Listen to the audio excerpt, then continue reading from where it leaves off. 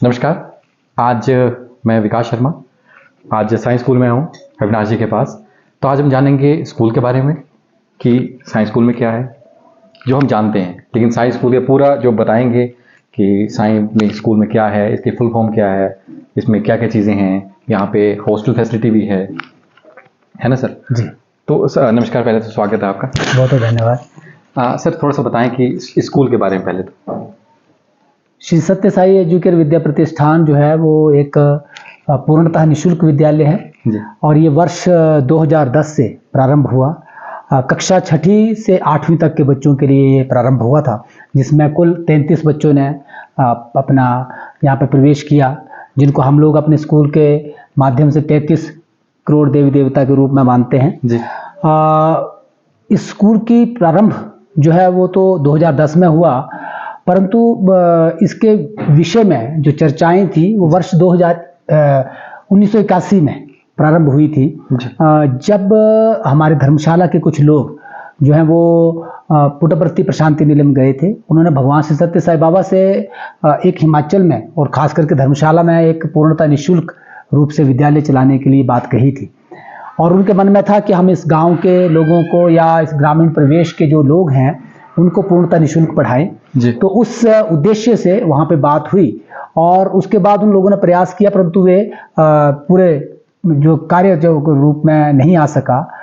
तो वर्ष 1999 में धर्मशाला हिमाचल प्रदेश के कुछ युवा जो थे वो सेकंड वर्ल्ड यूथ कॉन्फ्रेंस में प्रशांति निलम गए और वहाँ पे उन्होंने भगवान की शिक्षाओं के बारे में सुना जी। और जो भगवान सत्य साई बाबा की मुख्य शिक्षाएं हैं वो 3 मुख्य शिक्षाओं के ऊपर वो काम करते रहे हैं। भगवान ने कहा है कि शिक्षा जो है वो सबका अधिकार है और ये सबको पूर्णतः निःशुल्क रूप से मिलनी चाहिए। दूसरा, उनकी माँ ईश्वरब्बा ने उनसे कहा कि इस गांव में जो है वो एक स्वास्थ्य केंद्र नहीं है, तो स्वास्थ्य सुविधाओं के लिए भगवान ने वहाँ पे हॉस्पिटल शुरू किए जो बाद में सुपर स्पेशलिटी हॉस्पिटल बने। तो दूसरी शिक्षा उनकी रही कि स्वास्थ्य सुविधाएं प्राप्त करना सबका अधिकार है और वो सबको पूर्णतः निःशुल्क मिलनी चाहिए। और तीसरा मुख्य केंद्र रहा कि जल की व्यवस्था और अन्न की व्यवस्था सबके लिए निःशुल्क होनी चाहिए। तो ये इन शिक्षाओं से प्रभावित होकर के उन युवाओं ने जो है वो यहाँ पर भगवान की शिक्षाओं के अनुरूप एक शिक्षा केंद्र स्थापित करने के लिए सोचा और उसी का ही प्रतिरूप आज श्री सत्य साई एजुकेयर विद्या प्रतिष्ठान है, जिसमें वर्ष 2024-25 के लिए अभी तक 207 बच्चे जो हैं वो अपना प्रवेश ले चुके हैं। अभी मैं बात करूं तो आप स्लेट गोदाम या धर्मशाला कैसे यहाँ पे स्कूल का शुरुआत कैसे हुई? जैसा मैंने कहा कि वो युवा भगवान की शिक्षाओं से प्रेरित हुए, तो उसके साथ साथ उन्हें पता चला कि धर्मशाला के बिल्कुल पास में एक गांव है स्लेट गोदाम, वहाँ पर कुछ सुविधाएं जो हैं वो थोड़ी सी कम हैं। तो उस गांव के बीच में वो युवा आए और यहाँ देखा कि महिलाएं जो हैं वो दिन के समय लगभग समय फ्री हैं और वो कुछ सीखना चाहती हैं, कुछ करना चाहती हैं। तो इन युवाओं ने माँ ईश्वरम्बा निःशुल्क सिलाई केंद्र की यहाँ पे स्थापना की और उसमें जो था वो यहाँ की ग्रामीण महिलाओं को सिलाई की शिक्षा पूर्णतः निःशुल्क दी जाती थी और बड़ा ही आध्यात्मिक वातावरण के बीच में ये ट्रेनिंग रहती थी। उसी दौरान जो है वो हमारा एक मेडिकल कैंप लगते हैं, उन मेडिकल कैंप के माध्यम से आई ऑपरेशन किए जाते हैं शाहपुर में। तो उन ऑपरेशन के लिए लोगों को बताने हेतु ये युवा जो थे वो इस पूरे गांव में स्लेट गोदाम, पल्लन, खलुई बाड़ग में घूमे। तो पता चला कि यहाँ पे घूमते घूमते जो पल्लन गांव है वहाँ पे युवा पहुंचे, तो पता चला कि कुछ युवा बच्चे जो थे वो सर्दियों के दिनों में खास करके बड़े बड़े पीठू डाल करके चले हैं और पसीना उन्हें डल रहा है। तो ऐसा एक विचार पैदा हुआ कि दिख तो रहा है कि स्कूल से आए हैं, परंतु कहाँ स्कूल होगा कि सर्दियों में भी ये जो बच्चे हैं पसीने से लथपथ हैं। तो बात हुई तो पता चला कि वे बच्चे जो थे, अधिकांश बच्चे या तो योल में पढ़ाई कर रहे थे या फिर वो चितेड़ में पढ़ाई करते थे, और ये दोनों ही जगहें उनके घर से लगभग मैं समझता हूँ कि कोई 1.5 से 2 घंटे एक तरफ का उनको टाइम लगता था। तो फिर युवाओं ने आपस में विचार किया कि हम लोग तो यहाँ पर वृद्धों को जो है वो आंखें देने का विचार कर रहे हैं आइज ऑपरेशन के कैंप के माध्यम से, परंतु यहाँ पे तो बच्चे ही शिक्षा के बिना जो है वो अंधकारमय हैं जी। तो एकदम से इन युवाओं के मन में भाव आया कि क्यों ना हम एक विद्यालय यहाँ पे प्रारंभ करें जिससे भगवान की शिक्षाएं जो है पूर्णतः निःशुल्क शिक्षा की वो भी बनी रहे और ये बच्चों को जो है वो इतनी दूर जाकर के शिक्षा ग्रहण ना करनी पड़े। तो इस तरह से इस गांव में आए और जब उस गांव के लिए, स्कूल के लिए उस गांव में घर ढूंढने का प्रयास किया तो काफी लोगों को ये लगा कि ये अगर निःशुल्क विद्यालय चला रहे हैं तो उनके पास कुछ ना कुछ पैसे होंगे, परंतु पूर्ण सत्य ये है कि हम लोगों ने जब इस विद्यालय को खोलने की बात कही तो हमारी जेब में मात्र 10 रुपए थे। और मैं इस चीज के बारे में आपको बताना चाहूंगा आपके माध्यम से कि हम लोगों ने 2 लड़के थे, हम लोगों ने वहां पे कुछ फास्ट फूड खाया तो मुझे लगा कि दूसरे के पास पैसे होंगे और उसे लगा मेरे पास पैसे होंगे। आप विश्वास कीजिए, हम पहली बार इस गांव में आए तो हमने आज से 14 वर्ष पहले यहाँ पे फास्ट फूड भी उधार में खाया था। और वहां से एक यात्रा शुरू हुई और वो घर ढूंढते ढूंढते हम यहाँ पे इस घर में पहुंचे। यहाँ पे एक कच्चा घर है जो परमादरणीय हमारे बड़े भाई सुरेंद्र कपूर जी का है। उनके माता पिता जो इस समय इस दुनिया में नहीं है, वो माता कौशल्या और हम उन्हें दादाजी कहते हैं, श्री गोरखराम जी, उन दोनों के पास हम पहुंचे तो हमने अपना विषय बताया कि हम यहाँ गांव के बच्चों को पूर्णतः निःशुल्क शिक्षा देना चाहते हैं, तो क्या आप अपना घर देंगे। तो मुझे आज भी उनके वो शब्द याद हैं। वो दोनों घर के बाहर बैठे थे बरामदे में और उन्होंने कहा ये सामने हमारा घर है, इसे आप देख लीजिए, अगर आपको लगता है कि आपकी सारी सुविधाएं ये पूरा कर सकता है तो हम अपने घर को आज से ही आपको पूर्णतः निःशुल्क देंगे। और आज तक हम उनका घर जो है पूर्णतः निःशुल्क प्रयोग कर रहे हैं। तो इस तरह से हम इस स्लेट गोदाम खुली बाड़ग में पहुंचे। जैसे अभी 2024 में हैं तो अभी तक जैसे 10-14 साल हो गए, 10 में आपने शुरू किया, तो अभी चुनौतियां क्या कह रही है इसमें? चुनौतियां तो हर पल हैं, परंतु कहते हैं कि मेहनत करने वालों की कभी हार नहीं हुआ करती। तो जब हमने विद्यालय शुरू किया तो सबसे बड़ी पहली चुनौती ये थी कि जो अपने लोग थे, जो सत्य साई डिवोटी थे या जो समाज के लोग थे, बच्चे थे, पेरेंट्स थे, उनका विश्वास जीतना सबसे बड़ा चैलेंज था। कि उन्हें लगा कि क्या ऐसा आज के इस वातावरण में ऐसा हो सकता है कि एक विद्यालय चले और वो पूर्णतः निःशुल्क चले। तो एक छोटी सी घटना उसके बीच में रही कि हमारे पास एंट्री जो है वो 74 बच्चों ने करवाई कि हम लोग यहाँ पे एडमिशन लेना चाहते हैं। 74 बच्चों के नाम आए, परंतु उसी बीच में इस गांव में एक जो थी अफवाह का माहौल बन गया कि यार ये तो बहुत यंग लोग हैं। मैं समझता हूं कि हमारे सबसे बड़ा युवा जो तो उस समय हमारे साथ थे तो हम लोग 27 वर्ष की उम्र के थे, तो सबसे बड़े होने की उम्र 27 थी और बाकी लोग 20-19 वर्ष के भी थे। तो लोगों को लगा कि ऐसा कहीं ऐसा ना हो कि ये कुछ गलत दिशा में हमारे बच्चों को ले जाएं, उठा के तो ले जाएं। जी बिल्कुल, और उन्होंने बिल्कुल ऐसे ही किया और गांव में एक पूरा अफवाह का माहौल फैल गया कि ये बच्चों के कहीं पे आपके बच्चों के फ्री पढ़ाने के नाम पर आपके बच्चों के अंग जो हैं वो निकाल लेंगे जी। आपके बच्चों की स्मगलिंग कर देंगे, उनको बेच देंगे, भेज देंगे। तो एक भयानक, एक भय का माहौल यहाँ पे क्रिएट हुआ और उसका परिणाम ये रहा कि मात्र 74 में से 33 बच्चों ने यहाँ पे एडमिशन ली। तो सबसे बड़ा विश्वास, जो सबसे बड़ी चुनौती थी वो ये था कि समाज के बीच में, अपने लोगों के बीच में आप एक विश्वास कैसे पैदा करें कि सच में आप एक विद्यालय चलाने जा रहे हैं। और उसके बाद दूसरा जो चुनौती रहती है, आप सभी जानते हैं कि कोई भी हम कार्य प्रारंभ करते हैं तो वहां पे सबसे बड़ी चुनौती रहती है फाइनेंस की। तो दूसरी दिक्कत यही थी कि बच्चों को रख तो लिया, पूर्णतः निःशुल्क विद्यालय है और वहां पे रहना, पढ़ना, यूनिफॉर्म सब कुछ फ्री है, तो फंड कहां से इकट्ठे किए जाएं। और जो सत्य साई बाबा की टीचिंग्स हैं वहां पे बड़ा स्पष्ट है कि आप न तो किसी से पैसे मांगेंगे, ना ही कहीं पे डोनेशन बॉक्स लगाएंगे, ना ही किसी के घर में रसीद या पर्चियां काटने जाएंगे। अब इस पूरे के पूरे नियमों के बीच में रह करके आपको एक विद्यालय को चलाना है, तो ये दूसरी बड़ी चुनौती थी। तो युवाओं ने ये सुनिश्चित किया कि हम लोगों ने, जो हमारे कुछ युवा जो कि +2 पास हो चुके थे, कुछ युवा ऐसे थे जिन्होंने +2 के एग्जाम देने थे, ये सारे ही लोग इकट्ठे हुए और उन्होंने कहा कि एक एक सब्जेक्ट हम लोग पढ़ाएंगे। तो इस तरह से हमारी एक छोटी सी टीम का गठन हुआ और हमने मात्र एक जो मैथ की अध्यापिका थी उन्हें इस विद्यालय में रखा और उन्हें 4000 रुपए के ऊपर हमने वेतनमान दे किया। और वो 4000 रुपए जो थे वो हम लोग पुटपर्ती से कुछ अगरबत्तियां, कुछ कर्पूर, कुछ दूसरा सामान लेकर के आते थे और उसे धर्मशाला में डिवोटीज के घरों में सेल करते थे और वहां से जो पैसे आते थे, वहां से उन पैसों के माध्यम से हम उसकी जो थी वो पूरी की पूरी सैलरी दे पाते थे। और जब लोगों से मिले कि आप ये क्यों कर रहे हैं, कैसे कर रहे हैं, तब हम लोग उनको स्कूल के विषय में बताते थे। और इस तरह से धीरे धीरे से लोगों के बीच में वो एक चुनौती जो थी हमारे मन के बीच में कि फाइनेंस कहाँ से इकट्ठा होगा, तो धीरे धीरे से लोग इस विद्यालय में आने लगे, विद्यालय को देखने लगे और फिर विद्यालय के साथ जुड़ने लगे। तो ये मुख्य चुनौती जो थी ये इस तरह से दूर हो गई। अब तीसरी चुनौती ये आई कि जिन बच्चों के ऊपर आप काम कर रहे हैं वो बच्चे, अधिकांश बच्चे जो हैं वो फर्स्ट जनरेशन लर्नर हैं। तो उनके फैमिली में, उन बच्चों में वो एक पढ़ाई के प्रति जो एक इंटरेस्ट है, वो एक पढ़ाई का महत्व समझने की जो भाव है वो पैदा करना भी एक बहुत बड़ी चुनौती थी। और उसके लिए हमारे युवाओं ने खूब काम किया और धीरे धीरे देखते देखते इन 14 वर्षों में 214 बच्चे जो हैं वो प्रथम, उच्च प्रथम और द्वितीय श्रेणी में जो है वो 10वीं पास कर चुके हैं और पूर्णतः निःशुल्क रूप से इन्होंने अपनी शिक्षा ग्रहण की है। तो चुनौतियां आज भी हैं, वो चलती रहती हैं, परंतु विद द ग्रेस ऑफ भगवान उन चुनौतियों को दूर करने का कोई ना कोई साधन मिलता जाता है और उसी के हिसाब से हम आगे चलते हैं। तो जैसे कुछ कंपैरिजन होते हैं कि जैसे मान लो कि स्कूल में, जैसे प्राइवेट स्कूल में डाला या गवर्नमेंट स्कूल में डाला, तो आपसे कंपैरिजन करते हो कि वहाँ क्यों डालें? जी बिल्कुल ऐसा होता है और इसका परिणाम है कि उस कंपैरिजन के बीच में शायद अब हम लोगों का एक विश्वास समाज के बीच में बन रहा है। कंपैरिजन ये रहता है कि लोगों के मन में आज के समय में जो सबसे बड़ी मांग है वो है कि बच्चों के पास शिक्षा है पर संस्कारों की कहीं ना कहीं कमी है। जी।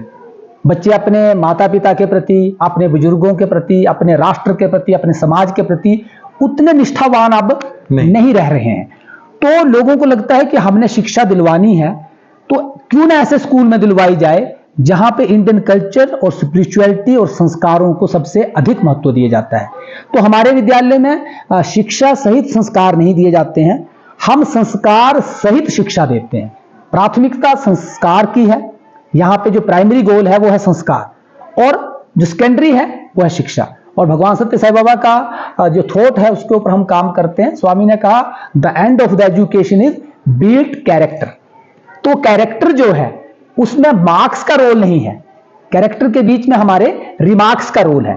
तो हमें रिमार्क्स के ऊपर काम करना है। तो ये विद्यालय संस्कारों के ऊपर काम कर रहा है, इसलिए लोग जुड़ना चाह रहे हैं। दूसरा, स्कूल में वेद मंत्र जो है वो कंपल्सरी है, वेदोच्चारण यहाँ पे कंपल्सरी रहता है। यहाँ पे जितने भी हमारे स्क्रिप्चर्स हैं वो बच्चों को पढ़ाए जाते हैं, रामायण है, गीता है, उसके श्लोक करवाए जाते हैं, भज गोविंदम पढ़ाया जाता है। और हर धर्म के साथ हम उस बच्चे को, उसकी जिसमें भी आस्था है, निष्ठा है, हम उसके साथ उसको जोड़ करके आगे बढ़ने का एक प्रयास करते हैं। तो वो कंपैरिजन में कहीं ना कहीं श्री सत्य साई एजुकेयर विद्या प्रतिष्ठान काफी आगे निकल जाता है, क्योंकि यहाँ पे संस्कार प्रथम है और बाकी सारी बातें उसके बाद रहती हैं। तो मैं ये कह सकता हूँ कि धर्मशाला में गुरुकुल है। आपका शब्द बिल्कुल, मैं अभी वही कहने वाला था कि दिस इंस्टीट्यूशन इज लाइक अ श्री सत्य साई गुरुकुलम।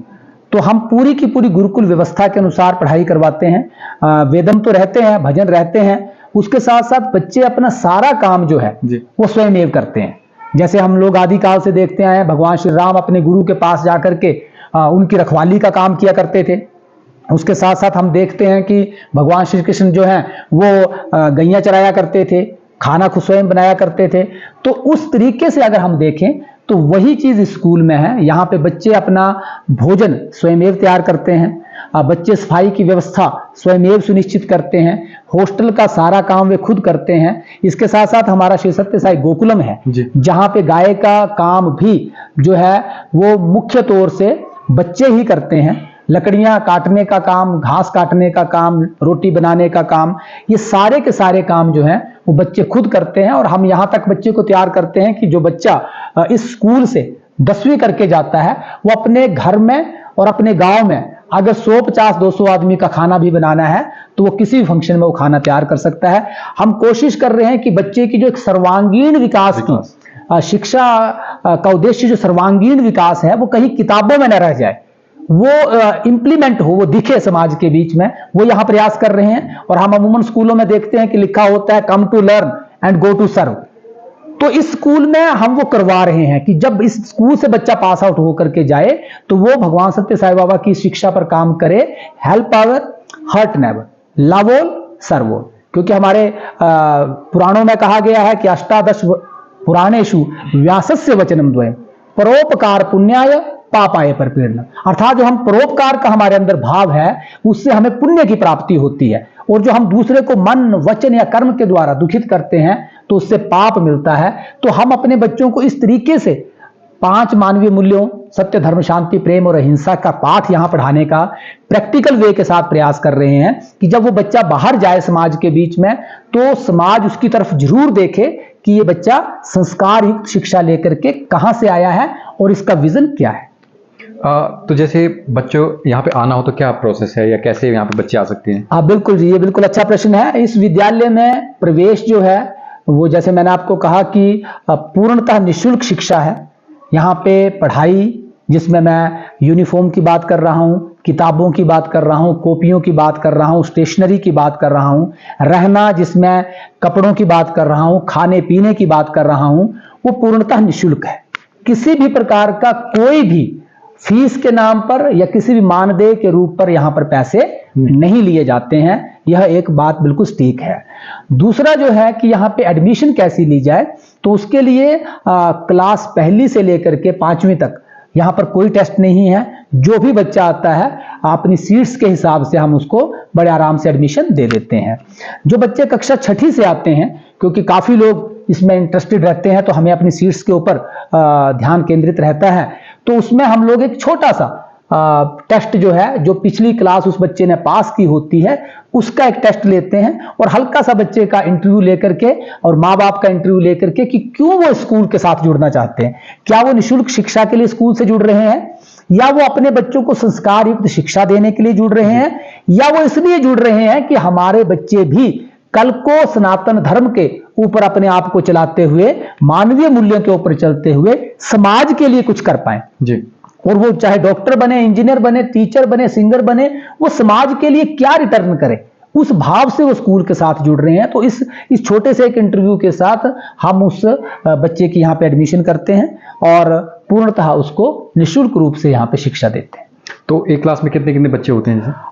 यहाँ पे हम लोगों ने कम से कम जो है बच्चे 15 से लेकर के 40 तक हैं। अधिकांश बच्चे हम लोग जो है वो मैक्सिमम बच्चे क्लास के बीच में 40 लेते हैं, और ये 40 बच्चे जो हैं वो मुख्य रूप से कक्षा 6ठी से 10वीं तक के रहते हैं। और जो जूनियर क्लासेस होती हैं, क्योंकि वहाँ पे जूनियर क्लासेस के लिए यहाँ पे हॉस्टल सुविधा नहीं है, तो जूनियर बच्चे जो हैं वो लोकल एरियाज के आते हैं, तो वो लगभग एक क्लास में 10 से 15 जितना यहाँ का लोकल एरिया से रहते हैं उतने से बच्चे होते हैं। इसमें कोई संख्या जूनियर क्लासेस के लिए निर्धारित नहीं है, और जूनियर क्लासेस डे स्कॉलर के लिए है, और जो सीनियर क्लासेस हैं वो अब जो है वो लगभग सिर्फ मात्र 19 बच्चे जो हैं डे स्कॉलर हैं, बाकी सभी बच्चे जो हैं वो 6ठी से 10वीं तक के यहाँ पे फुल बोर्डिंग में रहते हैं। फुल बोर्डिंग की भी बात की तो जैसे कुछ एक बच्चे आपसे दूर से भी होंगे जी, तो हॉस्टल मतलब वो लोग कैसे आए, कैसे जुड़े आपसे, या फिर यहाँ पर इस प्रश्न का यही उत्तर है कि हम लोग कहीं पर भी स्कूल का कहीं पे ऐड नहीं देते हैं, कहीं पे न्यूज़पेपर में या फ्लैक्स लगा करके स्कूल को प्रमोट नहीं करते हैं। यहाँ पे एक बच्चा जो आता है वही एक मैसेंजर बन करके सोसाइटी के बीच में उसके पेरेंट्स बात करते हैं कि हाँ मेरा बच्चा वहां पे पढ़ाई कर रहा है तो वो ऐसा बन गया है, वो ऐसे था, उसमें चेंज आया। मीन्स ये स्टूडेंट जो हैं, आवर स्टूडेंट्स आवर मैसेंजर, वो जाते हैं और दूसरे बच्चों को बताते हैं। इस समय हमारे पास भरमौर और होली से 48 बच्चे हैं जी। पांगी से हमारे पास 3 बच्चे हैं, लाहौल स्पीति हमारा जो आदिवासी क्षेत्र है वहां से 47 बच्चे हैं, कुल्लू से 4 बच्चे हैं, जो अपना मंडी है वहां से 12 बच्चे हैं। इसी तरह से इस बार एक नई शुरुआत हुई है। इस बार हम लोगों के साथ जो है वो जिला किन्नौर जुड़ा है, और आप विश्वास कीजिए जो आपने कहा कि कैसे करके हम काम करते हैं, तो सबसे पहले एक सिस्टर के माध्यम से वहां से 2 बच्चों की एडमिशन हुई। वो 2 बच्चे 4 दिन पहले यहाँ पहुंचे। उन बच्चों के पेरेंट्स ने आकर के स्कूल को देखा, उन्होंने जाकर के अपने गांव में बात की, बच्चों से टेलीफोनिकली बात हुई, और बच्चों ने स्कूल के बारे में जो बताया उससे प्रभावित होकर के आप विश्वास कीजिए पिछले 4 दिनों में यहाँ पे वो संख्या 2 से 7 पहुंच गई है जी। और कल भी 2 लोग जो है वो किन्नौर से, जो कि किन्नौर भी शुरू से नहीं, जो निचार ब्लॉक है सबसे लास्ट का जो एरिया है, तो निचार ब्लॉक से हमारे पास इस समय 7 बच्चे जो हैं वो लाहौल स्पीति के पहुंच चुके हैं। तो ये एक दूसरे के माध्यम से ही जो है यहाँ पे बच्चे पहुँचते हैं, कोई हम लोग न्यूज़ के माध्यम से लोगों को अवगत नहीं करवाते हैं। तो जैसे बच्चे यहाँ पे रहेंगे, कई बार होता है कि घर की याद आती है, कुछ होता है, तो वो लोग आप कैसे संभालते हैं उनको? ये एक्चुअल में जो आपने बात पूछी, हम लोग सत्य साई भगवान को मानते हैं और सत्य साई भगवान ने हमें भारतीय संस्कृति और सनातन धर्म के विषय में जागृत किया जी। तो अगर हम देखें, अगर अपने स्क्रिप्चर्स को उठा करके देखें तो हम जानेंगे कि भगवान श्री राम, जिनकी माँ कौशल्या रही, वो कई बार रोते थे तो वो जाकर के कौशल्या की गोद में भी चुप नहीं होते थे, तो कैकेयी की गोद में चुप हो जाया करते थे। अर्थात जो माँ थी उससे अधिक प्रेम करने वाली कोई और महिला थी जी। जब भगवान श्री कृष्ण की बात करते हैं तो उनका जन्म हुआ देवकी और वसुदेव के घर में, परंतु पहले ही दिन से वो माँ यशोदा और बाबा नंद के पास पहुंच गए और नंद बाबा ने और यशोदा ने उन्हें इस तरीके से रखा कि उनको कभी लगा ही नहीं कि मैं इनका बच्चा नहीं हूं। तो इस स्कूल में हम लोग अपने बच्चों को हमेशा यही बताते हैं कि जो आपके अपने माता पिता हैं वो आपके लिए वसुदेव और देवकी हैं, वो आपके लिए मां कौशल्या हैं, परंतु जब आप यहां पहुंच रहे हैं तो हमें आप नंद और यशोदा के रूप में देखिए। और हम पूर्ण प्रयास करते हैं कि बच्चों को अपने पेरेंट्स की याद कम से कम आए। बच्चे अपने पेरेंट्स को रिप्लेस तो नहीं कर पाते हैं, परंतु वो कुछ समय के लिए ये मान जाते हैं कि हमें वो प्यार जो हमारे माँ बाप से मिल रहा था, जो वहां से दूर आने के बाद नहीं मिल रहा है, वो हमें अपने गुरुओं के द्वारा मिल रहा है। तो हम लोग पूर्णतः भगवान श्री कृष्ण की जन्मभूमि को याद करते हुए फॉलो करते हैं कि ये बच्चे हमारे लिए भगवान हैं और हम इन भगवान को यशोदा और नंद की तरह पालने का प्रयास करते हैं। और यहाँ पे हर सुविधा है, वो कैसे हम दिल लगाते हैं उसके लिए बच्चों के लिए टेलीविजन देखने की सुविधा है, उसके लिए बच्चों के लिए इंडोर स्पोर्ट्स की सुविधा है। इंडोर बच्चे जो है वो कबड्डी वगैरह भी खेल सकते हैं।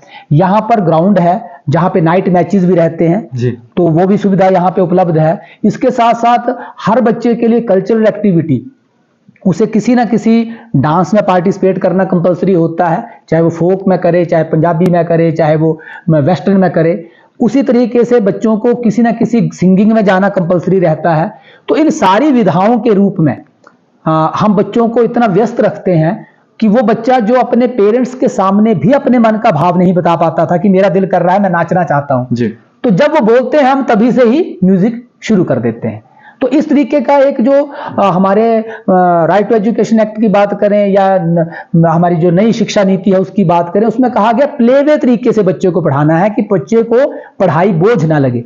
तो इस स्कूल में पढ़ाई इस तरीके से करवाई जाती है कि बच्चा चाहता है कि मैं पढ़ लूं, वो अपने आप सोचता है कि इन लोगों ने हमें खिला भी दिया, नचा भी दिया, गवा भी दिया, घुमा भी दिया, खिला भी दिया, अब हमारी रिस्पॉन्सिबिलिटी क्या है।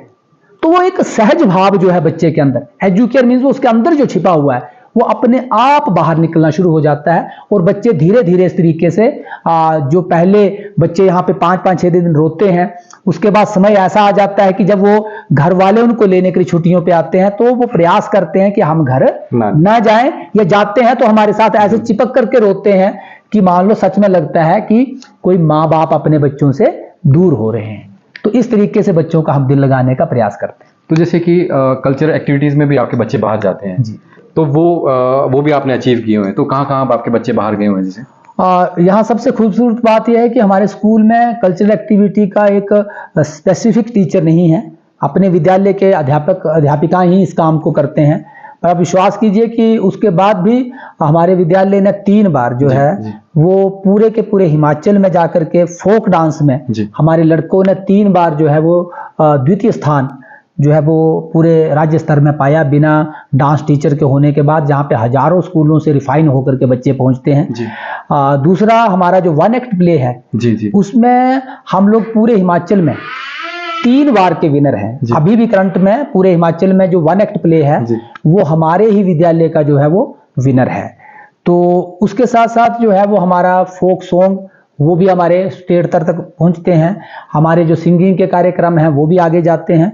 और विशेषकर बात करें तो यहाँ पे योगा का टीचर नहीं होने के बाद भी हमारे अध्यापक इतना काम करवाते हैं कि हम लोग जो है 7 बार हिमाचल प्रदेश में जिला कांगड़ा को रिप्रेजेंट कर चुके हैं। मतलब 7 बार हम जिला कांगड़ा के बीच में हमारी योगा की लड़कियों और लड़कों की टीम में जो है अलग अलग समय में फर्स्ट आ चुकी हैं। हर वर्ष लगभग 3 से 4 एथलीट जो हैं वो हमारे अंडर 14, अंडर 19, अंडर 10 में जो है वो स्टेट स्तर के ऊपर जिला कांगड़ा को रिप्रेजेंट करते हैं। और यहाँ पे स्पोर्ट्स के भी अध्यापक जो हैं वो फुल टाइम के लिए अभी तक कोई भी नहीं है। उसके बाद भी जो मैंने कहा कि एक ऑटो मोड के ऊपर है, जो बड़ा बच्चा होता है वो छोटे को सिखाता है, छोटा छोटे को सिखाता है। तो इस अपनत्व के भाव से, सहज भाव से जो है वो बच्चे इस तरीके से काम करते हैं कि हम लोग लगभग सभी टूर्नामेंट में पार्टिसिपेट करते हैं और वहां पे एक अच्छा नाम स्कूल का टूर्नामेंट के बीच में रहता है।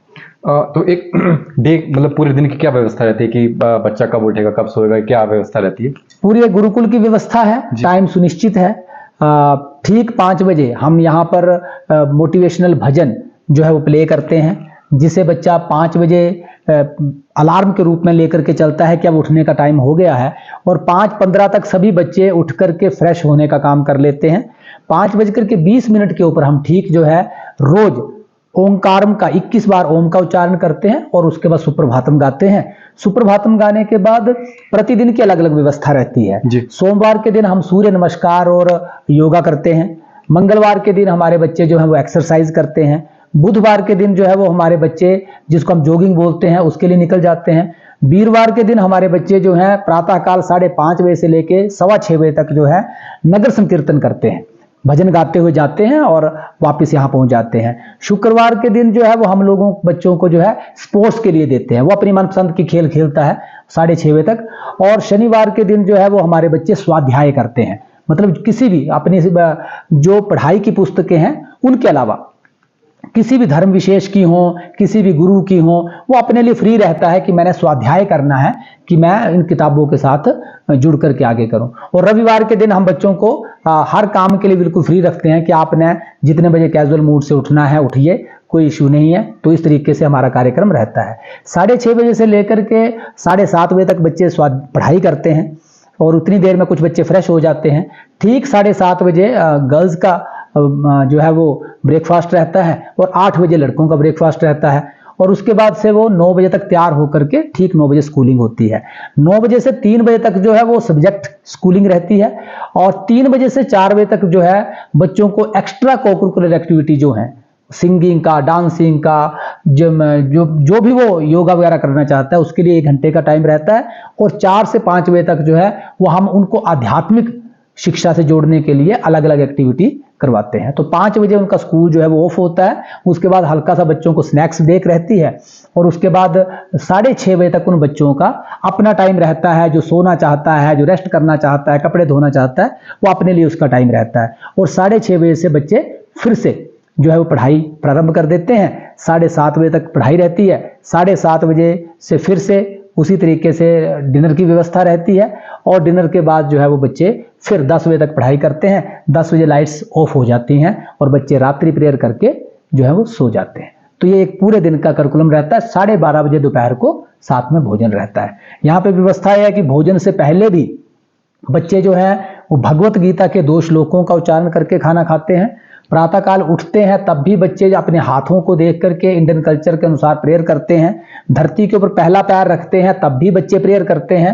और अपनी पढ़ाई शुरू करने से पहले बच्चे गायत्री मंत्र पढ़ते हैं।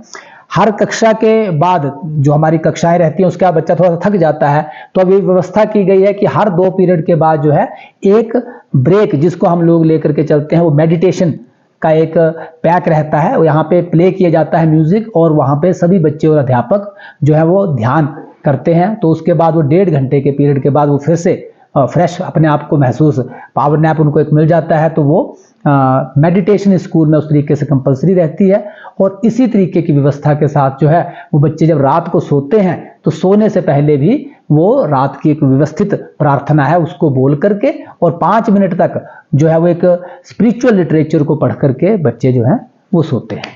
तो ये व्यवस्था रहती है। अब इसके बाद ये चीज़ आती है कि जैसे कई बार होता है कि पेरेंट्स ने बात करनी है, मिलना है, तो वो व्यवस्था कैसे रहती है कि कब कोई मिलने का कब? अभिभावकों के लिए हर क्लास के हिसाब से टेलीफोन की सुविधा सुनिश्चित है जी। उसमें उन बच्चों ने अपने घर में बात करनी ही होती है। पर इसके साथ साथ जो मैंने कहा कि एक गुरुकुल है, एक घर की व्यवस्था है, तो उस व्यवस्था के बीच में ये रहता है कि किसी बच्चे का कभी भी दिल करता है घर बात करने का, तो एक फ़ोन लड़कियों के लिए और एक लड़कों के लिए अलग से उपलब्ध है जिससे वो वीडियो कॉल अपने घर कर सकते हैं। समय सुनिश्चित है क्योंकि नियमों के बिना न श्रेयो नियमम विना, तो नियम तो चाहिए। तो नियम ये है कि सोमवार को 6th क्लास, 7th क्लास मंगलवार को, 8th क्लास बुधवार को, 9th क्लास वीरवार को और 10th क्लास शुक्रवार को फोन करती है। और ना शनिवार और संडे जो है उन दोनों दिन में कोई भी बच्चा कभी भी अपने घर में बात कर सकता है। और उसके बाद बीच में किसी का दिल करता है तो दे आर फ्री कि वो अपने घर में बात कर सकते हैं।